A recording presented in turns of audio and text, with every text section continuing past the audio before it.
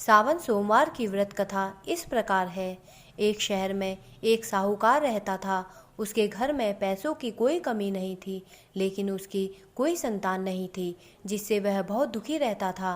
पुत्र की कामना करते हुए वह हर सोमवार को भगवान शिव का व्रत किया करता था और शिव और पार्वती जी की पूरी भक्ति के साथ शिवालय में पूजा करता था। उनकी भक्ति देखकर माता पार्वती प्रसन्न हुई और उन्होंने भगवान शिव से साहूकार की इच्छा पूरी करने का अनुरोध किया। पार्वती जी की इच्छा सुनकर भगवान शिव ने कहा कि हे पार्वती, इस संसार में प्रत्येक प्राणी को उसके कर्मों के अनुसार फल मिलता है और उसके भाग्य में जो कुछ भी होता है उसे भुगतना पड़ता है। लेकिन माता पार्वती ने साहूकार की आस्था को बनाए रखने की इच्छा पूरी करने की इच्छा व्यक्त की। माता पार्वती के अनुरोध पर शिवजी ने साहूकार को वरदान दिया, लेकिन उन्होंने यह भी कहा कि उनकी संतान अल्पायु होगी और केवल 16 वर्ष तक ही जीवित रहेगी। साहूकार माता पार्वती और भगवान शिव की यह बातचीत सुन रहा था। वह पहले की तरह शिव की पूजा करता रहा। कुछ समय बाद साहूकार के एक पुत्र का जन्म हुआ। जब वह बालक 11 वर्ष का हुआ तो उसे पढ़ने के लिए काशी भेज दिया गया। साहूकार ने बेटे के मामा को बुलाकर ढेर सारा पैसा दिया और कहा कि तुम इस बच्चे को काशी विद्या प्राप्त करने के लिए ले जाओ और रास्ते में यज्ञ करो। आप जहाँ भी यज्ञ करें वहाँ ब्राह्मणों को भोजन कराकर दक्षिणा देकर जाएं।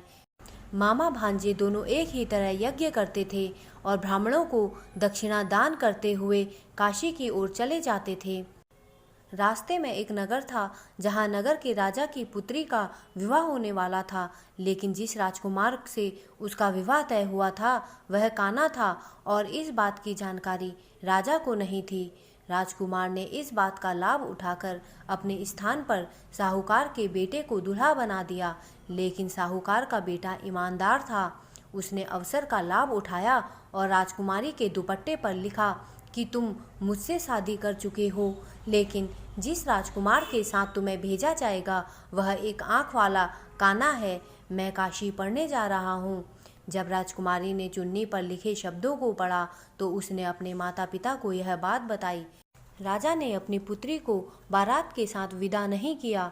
उधर साहूकार का लड़का और उसके मामा काशी पहुँचे और वहाँ जाकर यज्ञ किया। लड़के की उम्र के दिन जब वह 16 वर्ष का था, एक यज्ञ किया गया था। लड़के ने अपने मामा से कहा कि मेरी तबीयत ठीक नहीं है। मामा ने कहा कि तुम अंदर जाओ और सो जाओ। शिव के वरदान के अनुसार कुछ ही पलों में बच्चे की जान निकल गई। मृत भांजे को देख उसके मामा विलाप करने लगे। संयोग से उसी समय शिव और माता पार्वती जी वहाँ से जा रहे थे। पार्वती ने भगवान से कहा, प्राणनाथ, मैं इसकी पुकार को सहन नहीं कर सकती। आपको इस व्यक्ति की पीड़ा को दूर करना होगा। जब शिवजी मरे हुए लड़के के पास पहुँचे तो उन्होंने कहा कि यह उसी साहूकार का बेटा है जिसे मैंने 16 साल की उम्र का वरदान दिया था। अब इसकी उम्र खत्म हो गई है। लेकिन माता पार्वती ने कहा कि हे महादेव, कृपा करके इस बच्चे को और उम्र दें, नहीं तो इसके माता पिता भी मर जाएंगे। पार्वती के अनुरोध पर भगवान शिव ने लड़के को जीवित रहने का वरदान दिया। शिव की कृपा से वह बालक जीवित हो गया। शिक्षा समाप्त करके जब वह लड़का अपने मामा के साथ अपने नगर लौट रहा था तो दोनों चलते हुए उसी नगर में पहुँचे जहाँ उसका विवाह राजकुमारी के साथ हुआ था। उस नगर में भी उसने यज्ञ का आयोजन किया। उस नगर के राजा ने तुरंत उसे पहचान लिया। यज्ञ समाप्त होने पर राजा व्यापारी के बेटे और उसके मामा को महल में ले आए और उन्हें बहुत सा धन वस्त्र देकर राजकुमारी के साथ विदा किया। लड़के के मामा ने नगर में पहुंचते ही एक दूत को घर भेजकर अपने आने की सूचना भेजी। बेटे के जीवित वापस लौटने की सूचना से व्यापारी बहुत प्रसन्न हुआ। व्यापारी और उसकी पत्नी ने स्वयं को एक कमरे में बंद कर रखा था।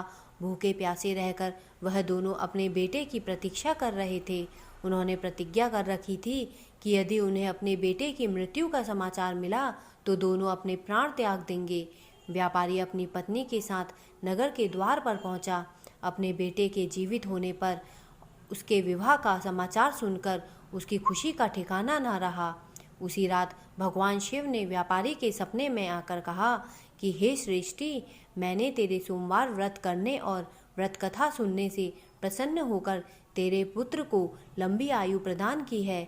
ऐसा सुनकर व्यापारी काफ़ी प्रसन्न हुआ। दोस्तों, मेरे द्वारा दी गई जानकारी अगर आपको अच्छी लगी हो तो कृपया मेरे चैनल को सब्सक्राइब करें तथा मेरे वीडियोस को लाइक करें। धन्यवाद।